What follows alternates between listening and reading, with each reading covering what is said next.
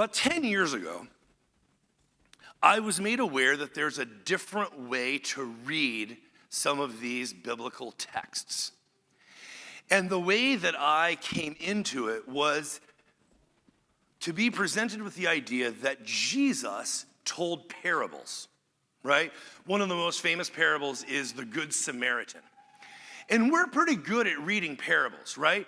Like, all of us know that the point, what we're supposed to take away from the parable of the Good Samaritan, is not that we're supposed to dress up like foreigners or Samaritans and wander up and down the highway looking for people who have been beat up, right? That's not a literal application of that.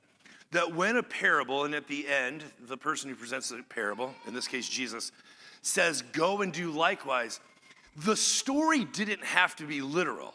Like, no one thinks that the parable of the Good Samaritan, it's not a newspaper account of a literal story, right? It's a parable. It's supposed to teach us a lesson. So apparently things don't have to be literal for them to be truthful. Something can be presented to us and the presenter can say, go and do likewise. And we don't say, well, can I talk to this Samaritan? I want to interview the guy who was beat up, right? We don't get into arguments about the facticity of a parable. We know not to do that. It's a moral story, and so when we're told go and do likewise, we're pretty good at taking away sort of the lesson of the parable. We know, like, okay, so we're supposed to be kind and caretakers and to reach out to those who are in need, even if they're very different from us, and even if we've been taught that their people are not our people, even if they vote a different way than we do, or they are, hold a different perspective on this hot button issue, or they come from a different country, or, right, we know that the story of the Good Samaritan, what the moral is and what we're supposed to do with it. Well, the idea that was presented to me is that in the same way that Jesus taught his disciples using parables, that his disciples used parables to teach us about Jesus. I'm going to say it again. In the same way that Jesus used parables to teach his disciples used parables to teach us about Jesus. So in this parabolic reading, right, this story, we are invited not to get in an argument about the details of the story, about the factual nature of like where it was located and why did this happen and this and that, right? That there's something that is happening in the way Mark is telling this story that we're supposed to hear, right? And it's more than the straightforward reading, that there's something bigger going on in the way that Mark is telling this.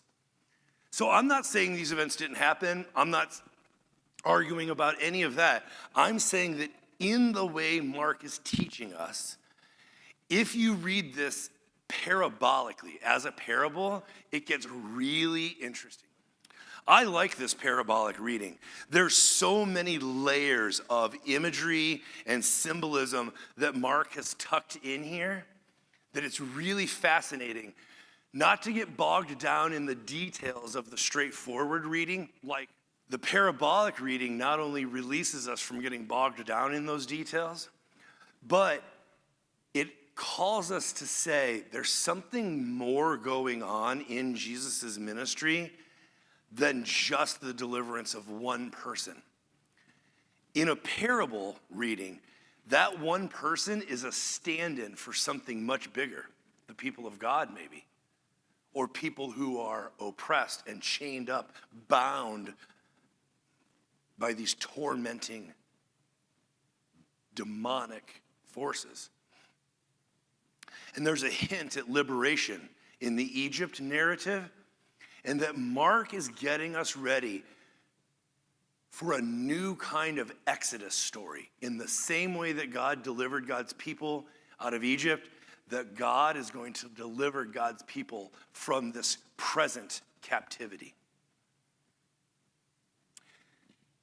Let me tell you why I love this parabolic reading. Today is Easter, and Easter is one of those times where we're really good at picking up on the imagery and the symbolism and knowing that there's something bigger, right, going on. I love this guy named Paul Ricoeur. He was a philosopher of religion, and he had this idea called the surplus of meaning. That in any text, whether it's the Bible or the communion table or our hymns, in any text, there's more going on than we can possibly explain or contain or diagram or exhaust. There is a surplus of meaning, layers and layers and layers of meaning. And for me, the surplus of meaning never rings more true than at Easter.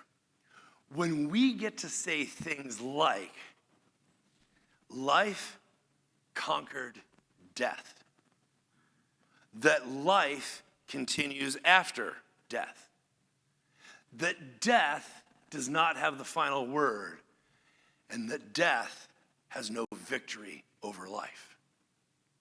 That's a parabolic reading of Easter. And I love it because we don't get bogged down in details of the Easter story like, wait a minute, hold on.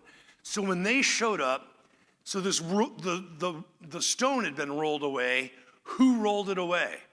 And you just get to say, it's not the point of the story. And they're like, wait, did somebody steal his body? No. The text never says that. What's the text say? He's not here. It's this ambiguous, sort of mysterious, he's not here. The one you're looking for, not here. Right, but our scientific mind is like, yeah, but what about this and what about that? But in a parabolic reading, you're released from that straightforward, the problems that you find in the text, into saying, what am I supposed to hear in this story?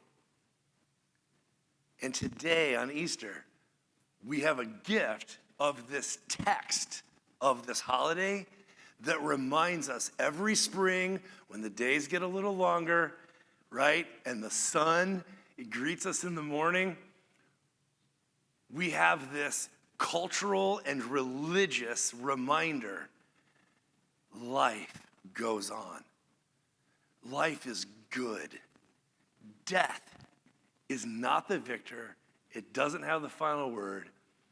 That life continues past death is a fantastic surplus of meaning that we have yet to explore all the way and will never exhaust.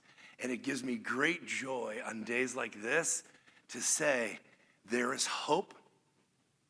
The grave is not the period at the end of your sentence. It is just the close of one chapter that opens into your next chapter of life.